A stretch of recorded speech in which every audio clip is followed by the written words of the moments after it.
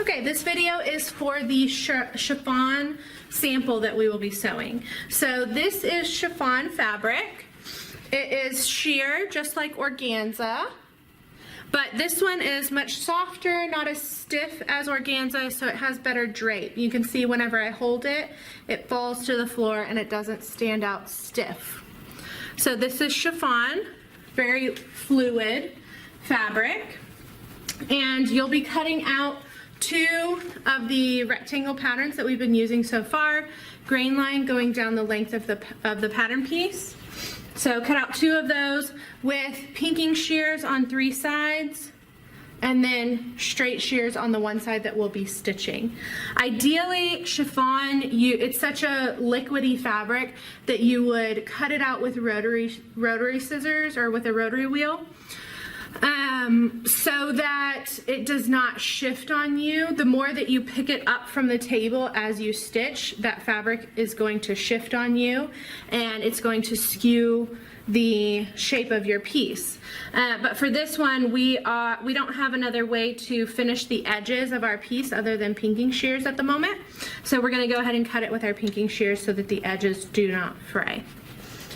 Okay, for this one, your machine settings that you need to be set up with. You will have a lightweight needle, so size 70 in our case. 60 also works well for chiffon.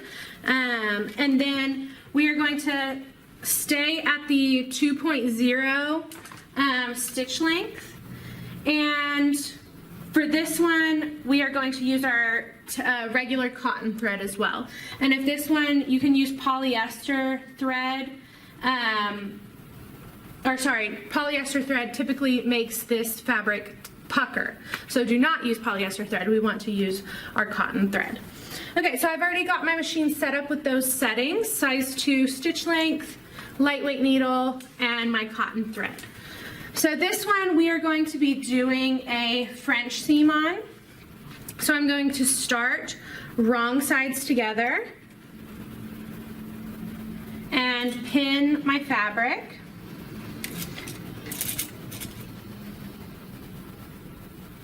And then I'm going to stitch it at a 1/4 inch seam allowance.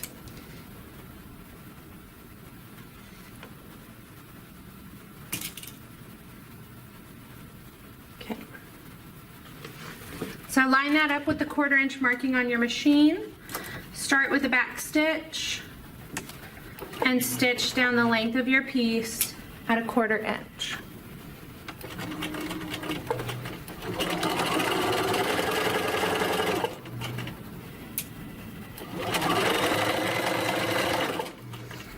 Don't be afraid to take this slowly. You want to make sure that those raw edges of your fabric on the side are staying even with each other and that your fabric is not shifting or moving as you feed it through the machine. So pause as you go, double check the placement of your fabric, and you can shift it left or right if you need to for each of the layers.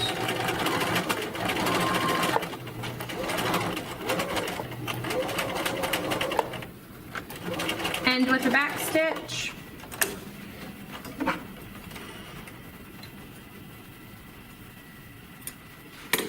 Okay, and then that's where we're at for the moment.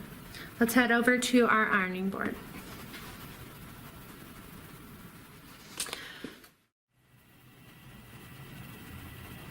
Okay, our first step is to bust open our seam. So take those 2 layers of fabric and open them up. Lay them face down. Seam allowance is sticking up at the top. And you want to separate those 2 seam allowances and press it flat. And again, that gets us that really nice flat front, very clean edge on the other side. So protect your fabric with your press cloth and bust that open.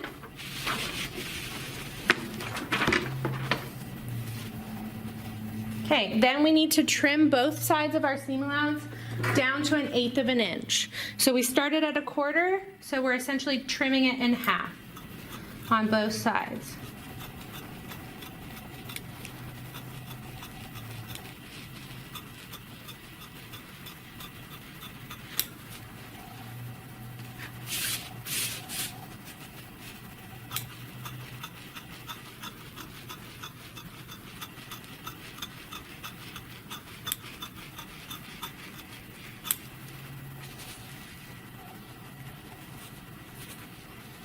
Okay.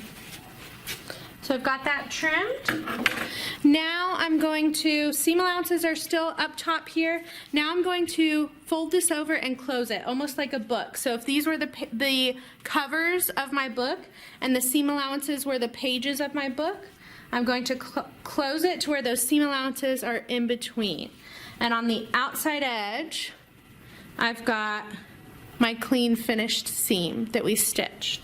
So right on that stitch line, I'm going to press it into a fold. So just close that book and press it right on the seam.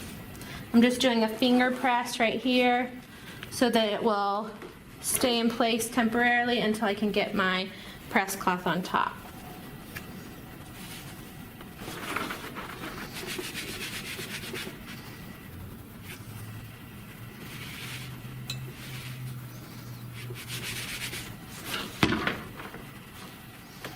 Okay, so this is where we're at right now. We've got that nice clean finished edge on the outside. Those raw seam allowance edges are in between the layers on the inside. Now we're gonna go stitch this again.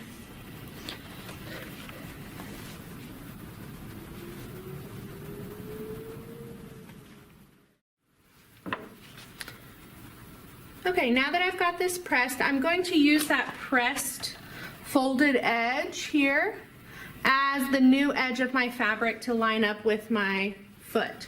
And we're gonna stitch it at 1/4 inch. So I've got, you can see my black stitching from before. That was my first step. So that black stitching, I folded it and pressed it right on that stitch line. So now I'm gonna line that up with the 1/4 inch marking on my machine. My pieces are together, they are not separated onto separate sides of the foot. And so now I'm just going to stitch 1/4 inch down the length of my piece.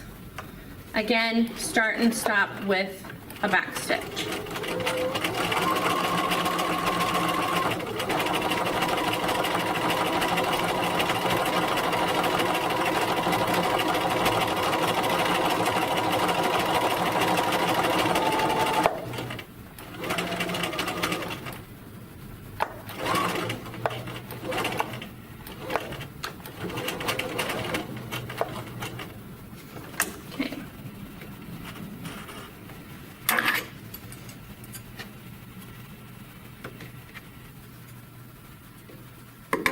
Okay, so this is what it's looking like at the moment. We've got that stitched, there we go.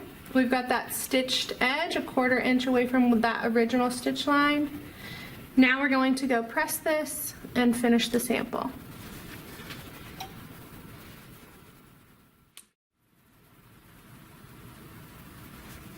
Okay, so now this seam allowance that we've got sticking off the edge here is actually going to be on the inside of our garment. So we're going to open up our 2 layers. So the outside of our garment is here, where it's going to be a clean stitched line. The inside, we're going to have this almost tube where our seam allowances are encased in there. So I'm going to lay that face down with the seam allowance sticking up top. We can't bust this one open because it's all stitched together into this tube, so we're going to press it, in this case, towards the right since we don't have a garment to reference. But in a garment, you would press it towards the back of the garment if it's a vertical seam, or towards the bottom of the garment if it's a horizontal seam. So you'll need to kind of pull these apart to get it nice and flat on that front side as you stitch. So put your press cloth on top. And then I usually hold my iron down on one side and then pull on this other side, so I'm kind of separating those 2 layers, and the iron is holding that right hand side in place for me as I pull on the left hand side. Okay, so that should be pressed over towards the right. Press it again on the front just to make sure that we have that nice clean edge and that it's not pleating or folding over on us from the front.